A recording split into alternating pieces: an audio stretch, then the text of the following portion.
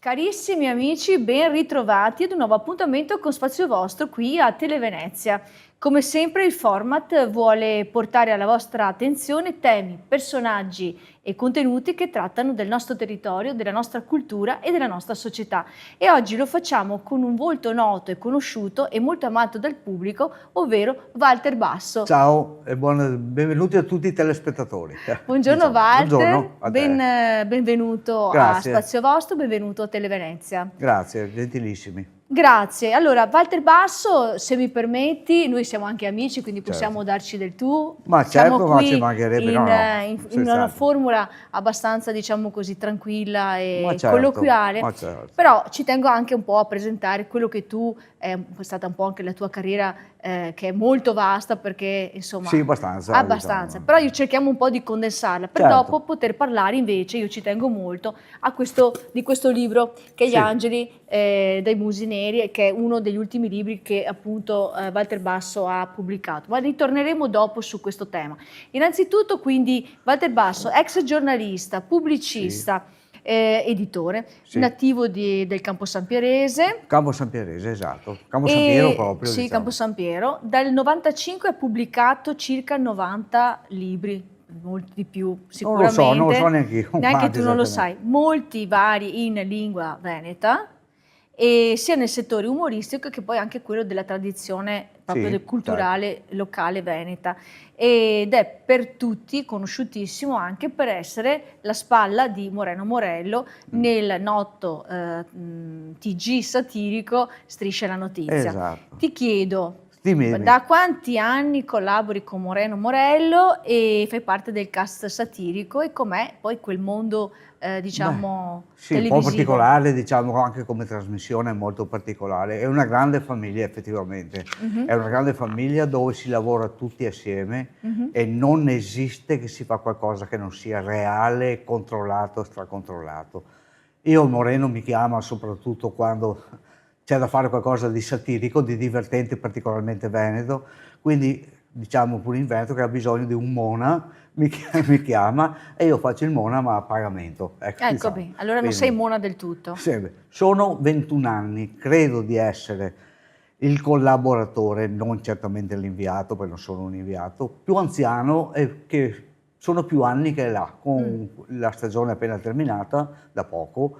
Sono 21 anni, quindi lavoro con... Sono cose molto divertenti molte volte sono cose drammatiche quasi, diciamo. Dipende un po' da... Però è una grande famiglia, con Moreno in particolare mi sono sempre trovato benissimo, anche se poi sono stato assoggettato a degli scherzi terribili da parte sua perché è molto scherzoso, ma è bello lavorare per Striscia. Bene, questo è molto bello, mi fa piacere perché si vede che sei soddisfatto di questa collaborazione, che sentirsi parte appunto di una famiglia nel mondo del lavoro non è scontato. Infatti non avrei mai pensato di poter lavorare per Striscia. Bene, allora, messo da parte il discorso di Striscia la Notizia, ritorniamo invece a quella che è la tua passione, iniziata dall'amicizia con Dino Durante, sì, noto autore umorista padovano. Tu lo conobbi nel 94 circa, esatto. Sì, hai iniziato questa avventura nel mondo della letteratura veneta, soprattutto di carattere però umoristico. Okay?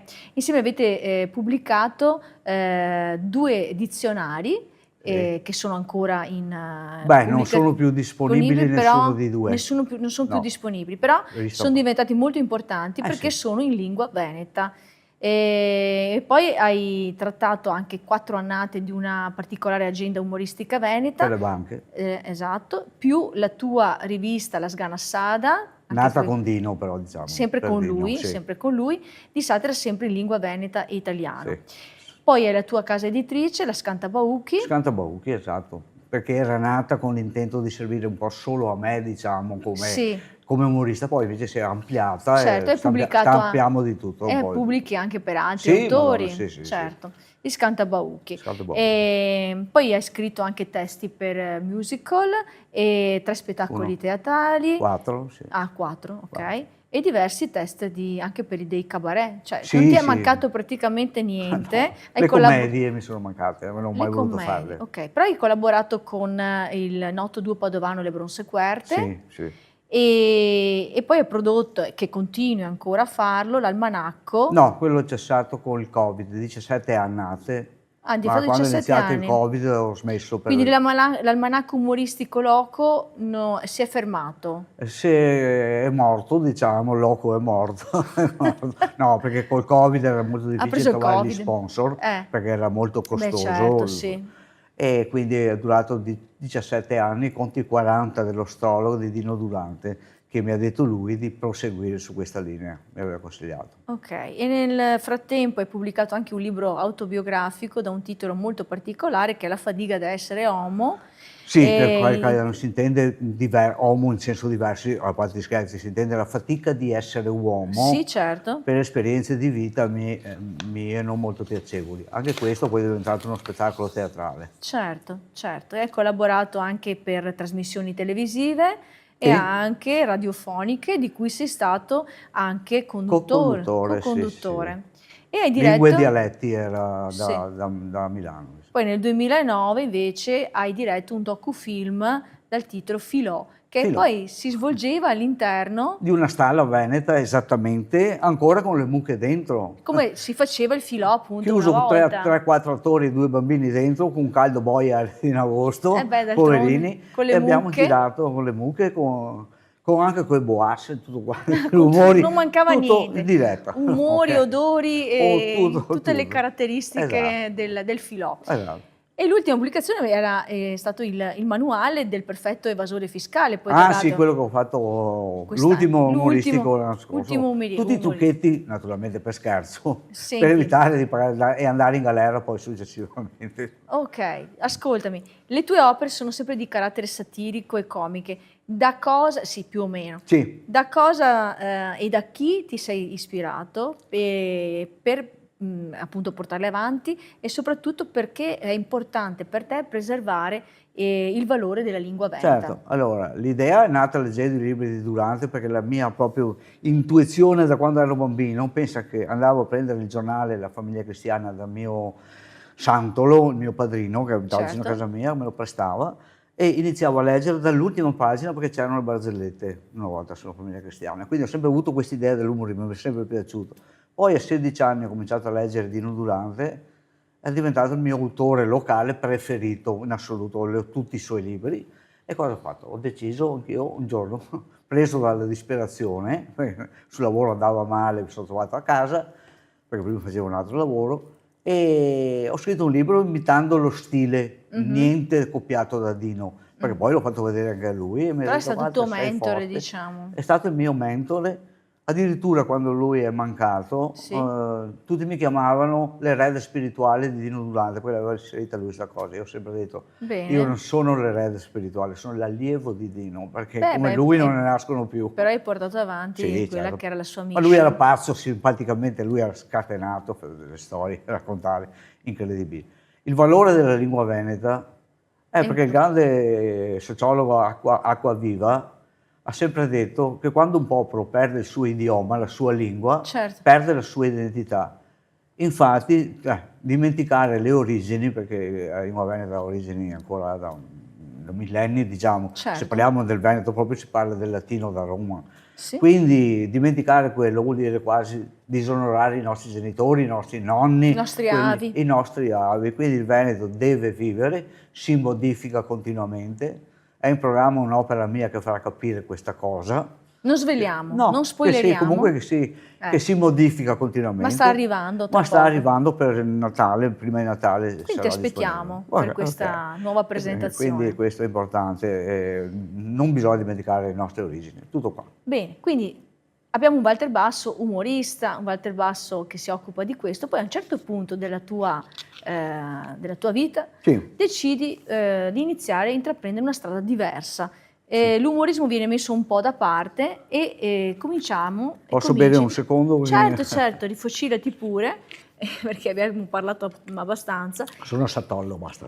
Ok, E a un certo punto hai continuato a mantenere ovviamente, dicevo, le tue passioni per la scrittura legate, però hai cambiato genere e hai iniziato a scrivere relativamente ad un periodo storico ben preciso che ti riguarda da vicino, poi Sì, tra l'altro, che è l'epopea di molti italiani, sì, purtroppo, che di povera gente appunto emigrata in Belgio, soprattutto nel periodo, anzi solo nel periodo sì, del secondo dopoguerra, invitati dal famoso Manifesto Rosa, quell'accordo appunto che ci fu tra il governo italiano e quello belga, e molti italiani, soprattutto anche da molti paesi del certo, sud, migrarono per andare a lavorare in condizioni molto difficili. certo.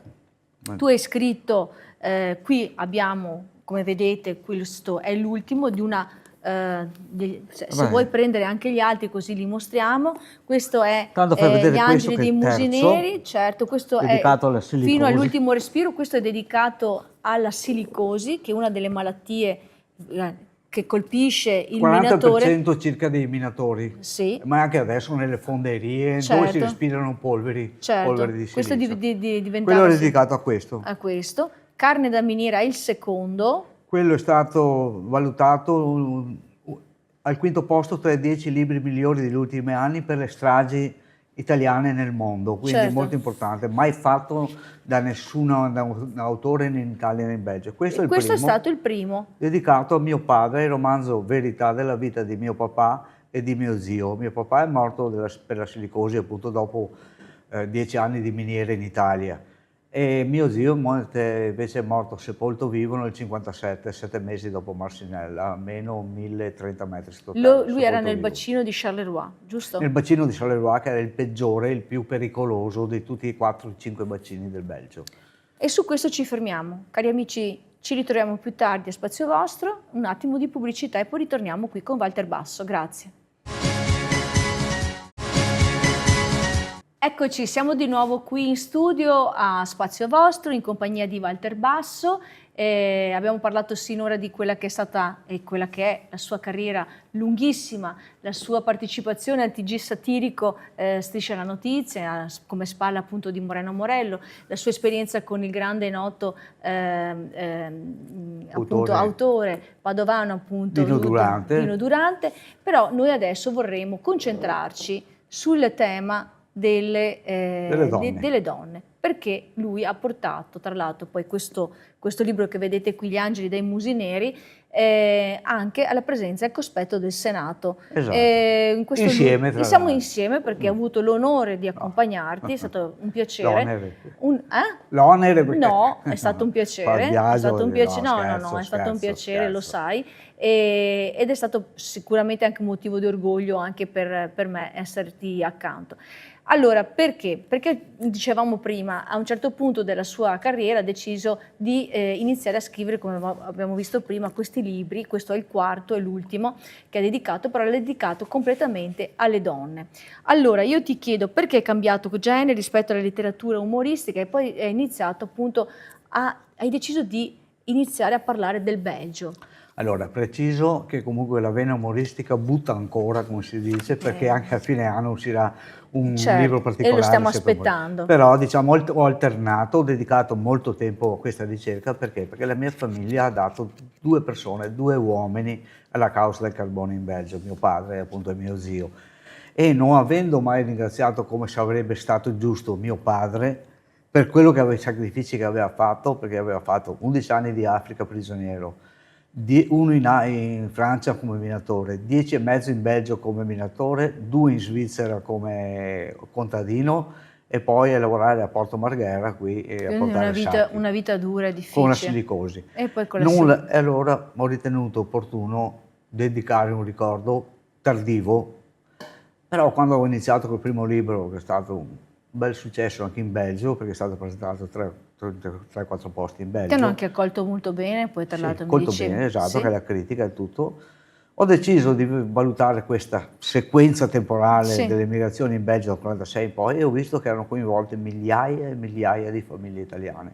Qualcuno mi diceva non fare questo libro che butti via i soldi, perché è di nicchia, è una nicchia molto grande, molto grande. Più vasta di quello che si pensi. Molto più vasta, Certo. migliaia e migliaia di famiglie, con moltissime ho contatto. Col secondo libro ho trovato 610 nomi di ragazzi morti in miniera nel Belgio, dimenticati da tutti, perché non danno nominativi né il Belgio né l'Italia, quindi non si sapeva neanche fosse. Quindi questo è stato un po' anche il comportamento, diciamo, del governo Sì, e dell'accordo che c'era italiano. italo-belga su questa cosa, ma anche più da parte del governo italiano, dici, che non ha reso noto questi nomi? No, No. il governo italiano su questo ha altre colpe, diciamo. La colpa principale è quella col manifesto rosa, che magari Sì. potete anche vedere. Questo manifesto ha imbrogliato la maggior parte uno degli italiani, specchietto per le uno specchietto per le lode, bravo.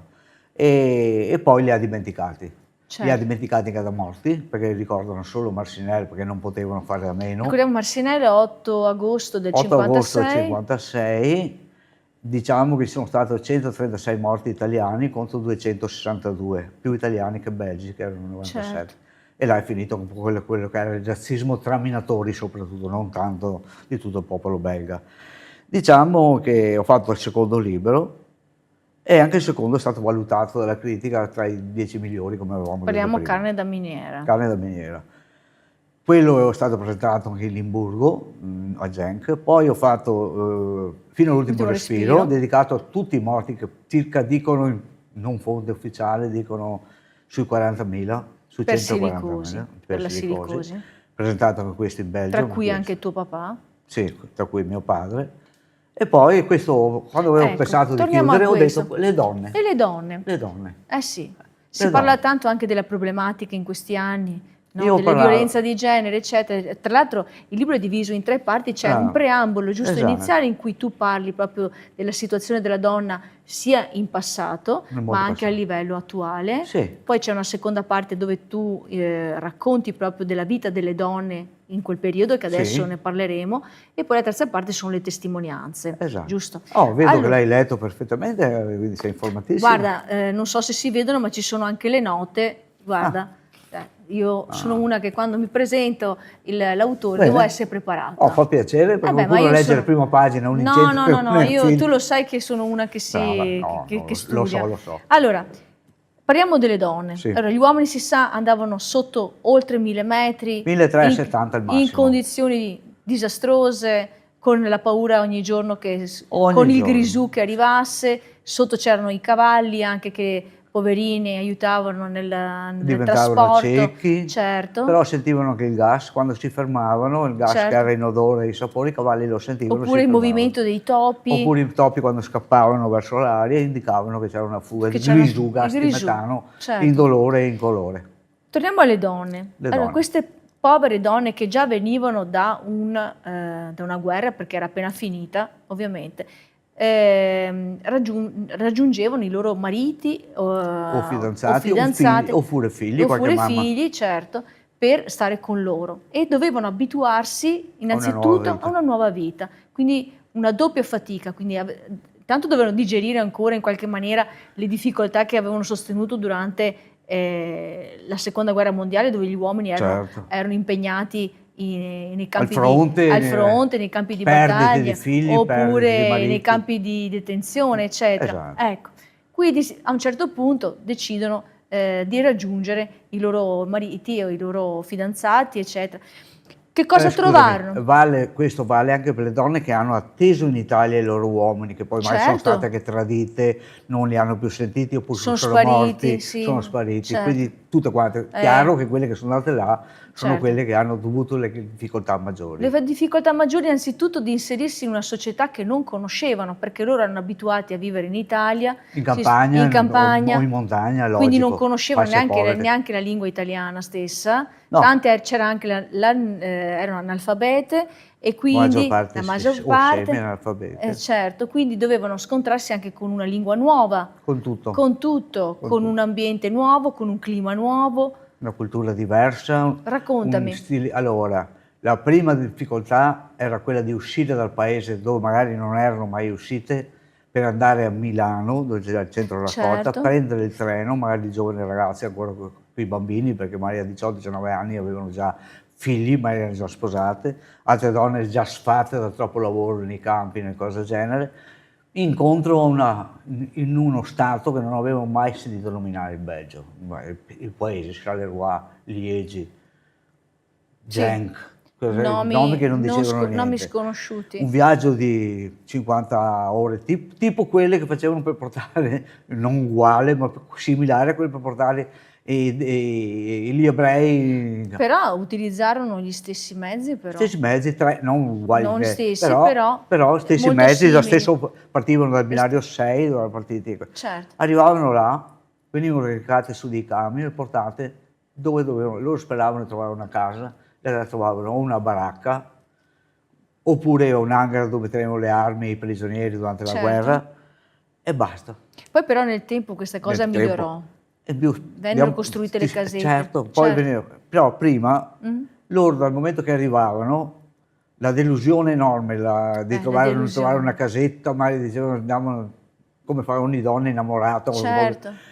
trovare in queste condizioni disastrose era la lingua. Il giorno dopo loro erano mute, nel senso che andavano fuori, dovevano andare a comprare qualcosa o indicavano col dito perché non capivano niente.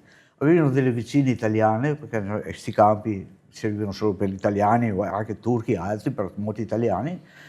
La vicina magari era dalla Sardegna, come si capiva in Veneto, uno che non sapeva la conoscenza, doveva imparare un pochino anche l'italiano, che non aveva mai imparato. Certo. Poi c'era la temperatura, sempre piovoso. Un clima umido.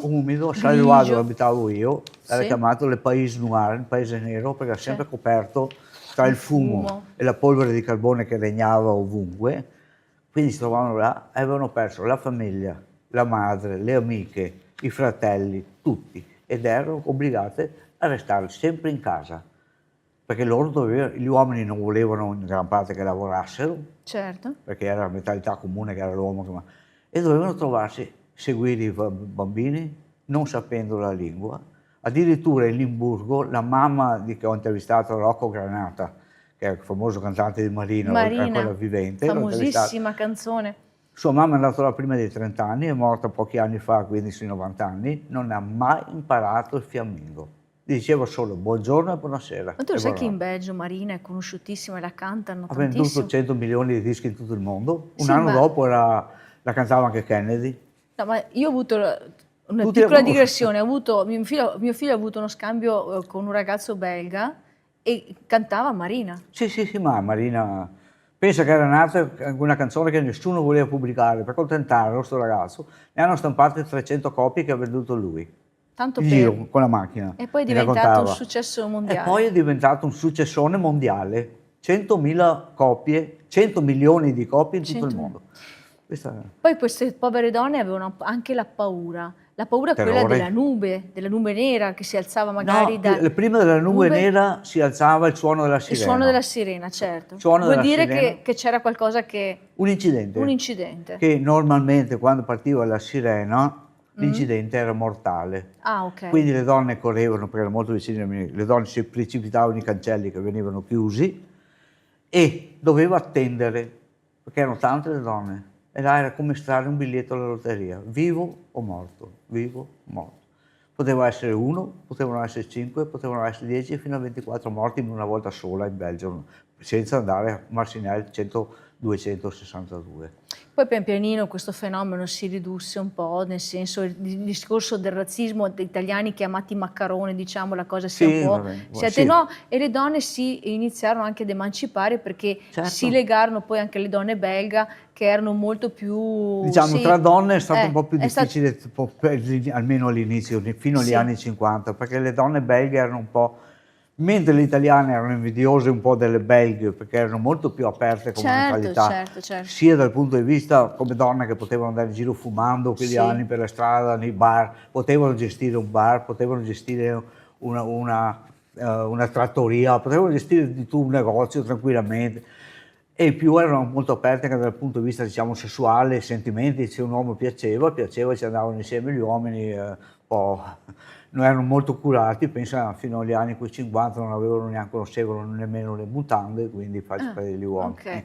Quindi le donne erano molto più libere, quindi gli italiani rischiavano non tutte, qualcuna rischiava di diventare cornuta perché molti uomini si perdevano, a dire la verità, mica tutti erano proprio bravissimi, si certo. perdeva dietro le donne, dietro al bere, perché si trovavano un po' di soldi in tasca e non pareva vero, e quindi però il razzismo era soprattutto tra i minatori che dicevano, come succede anche un po' adesso in Italia, sono venuti a rubarci il pane a noi. Certo. Che non era vero perché eravamo stati invitati dal loro Certo, governo. effettivamente Quindi. sì. Però poi, diciamo, dopo Marcinelle, le cose sono cambiate.